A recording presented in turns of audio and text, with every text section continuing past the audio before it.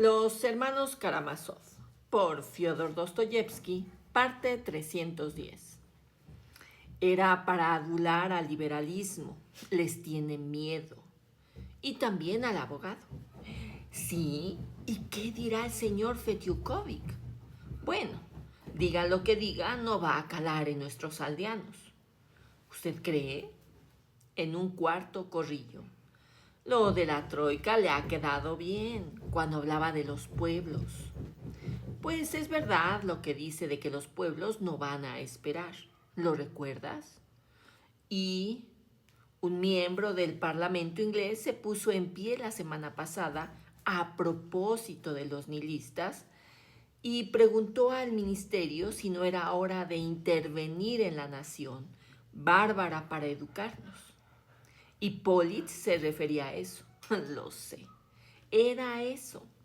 Ya lo contó la semana pasada. Anda, que no les queda. ¿A quién? ¿Por qué? Cerraremos Kronstadt y no les daremos pan. ¿De dónde van a sacarlo? ¿De América? Ahora lo sacan de ahí. Mentira.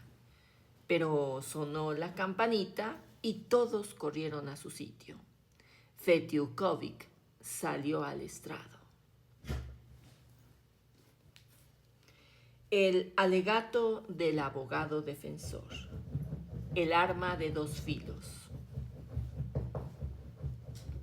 Todo cesó en cuanto se oyeron las primeras palabras del famoso orador. La sala entera clavó la mirada en él.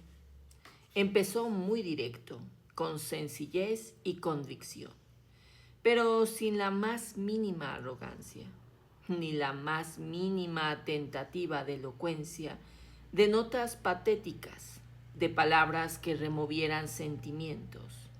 Era un hombre hablado para un círculo íntimo de simpatizantes. Su voz era bonita, fuerte y encantadora. Incluso en la misma voz podía detectarse algo sincero y sencillo. Pero enseguida a todos nos quedó claro que podía elevarse de repente hasta lo realmente patético y golpear los corazones con fuerzas desconocidas. Quizá hablaba peor que Hipólito Krylovich, pero sin frases largas y con mayor precisión. Solo una cosa no les gustó a las damas. Estaba como un poco encogido de las espaldas, sobre todo al principio del discurso. No como si estuviera haciendo una reverencia, sino que parecía lanzarse y volar hacia sus oyentes. Además parecía inclinarse justo por la mitad de su larga espalda, como si en el centro de esa espalda larga y fina tuviera instalada una bisagra y ésta pudiera doblarse casi en ángulo recto. Al principio del discurso habló como disperso, como si no tuviera un sistema, haciendo los hechos en fragmentos, pero al final compuso un conjunto. Su discurso podría dividirse en dos mitades. La primera mitad era la crítica, la refutación de la acusación, a veces perversa y satírica. Pero en la segunda mitad, de repente cambió el tono e incluso el método y ascendió de golpe al patetismo. La sala parecía haber estado esperándolo y se puso a temblar entusiasmada.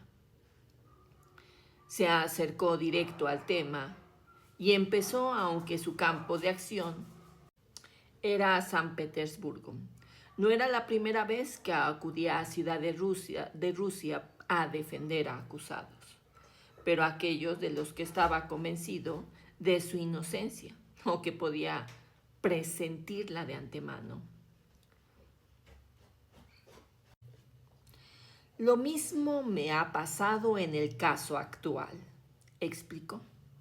Solo con las misivas iniciales de los periódicos ya hubo algo que me afectó muchísimo y me puso a favor del acusado. En una palabra, ante todo me llamó la atención cierta situación jurídica que se repite a menudo en la práctica judicial. pero nunca, creo yo, con tal plenitud y con tantas particularidades características como en el presente caso. Este hecho no necesitaré formularlo sino al final de mi alegato, cuando termine mi discurso. Sin embargo, daré constancia de mi opinión ya al empezar, pues tengo la debilidad de ir directo al grano, sin esconder efectos ni economizar impresiones. Puede que sea poco práctico por mi parte, pero es sincero. Mi idea, mi fórmula es la siguiente. Existe un aplastante conjunto de hechos en contra del acusado, y al mismo tiempo ni uno solo de esos hechos resiste el menor análisis examinado de forma individual, uno por uno, siguiendo después los rumores y los periódicos. Fui confirmando cada vez más mi idea, y de repente recibí de los familiares del acusado una petición para defenderle. En ese momento me apresuré a venir aquí, donde me convencí definitivamente. Así que para rebatir este terrible conjunto de hechos y exponer la inconsistencia y la irrealidad de cada hecho acusatorio, me encargué de defender este caso. Así empezó el abogado y de repente proclamó: Señores del jurado, soy nuevo aquí. Recibí todas las impresiones sin ideas preconcebidas. El acusado, de carácter impetuoso y desenfrenado, no me ofendió de buenas a primeras, como quizá un centenar de personas en esta ciudad, por lo que muchos me habían prevenido contra él. Por supuesto, reconozco que la moral de la sociedad local está solo vianantada justamente en su contra. Por supuesto que el acusado es impetuoso y desenfrenado. Sin embargo, era recibido por la sociedad local.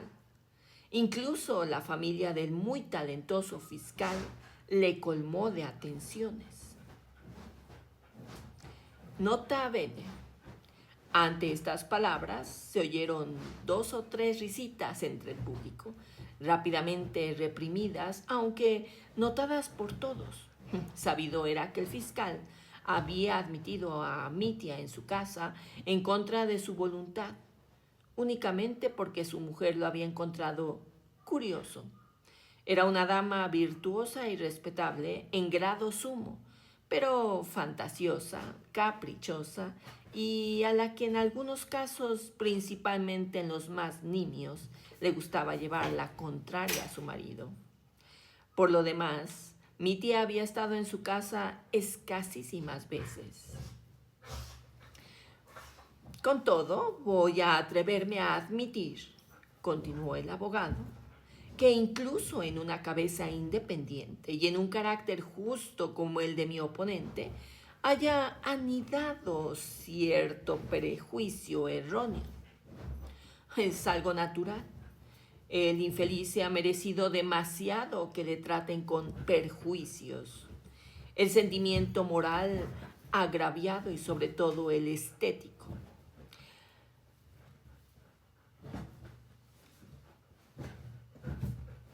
A veces son implacables.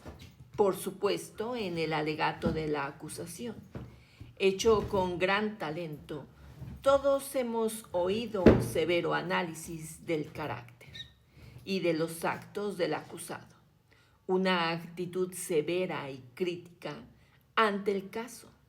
Y lo principal, se han presentado tales profundidades psicológicas para explicarnos la esencia del asunto que internacen esas profundidades. No podría haberse hecho de ninguna manera con una actitud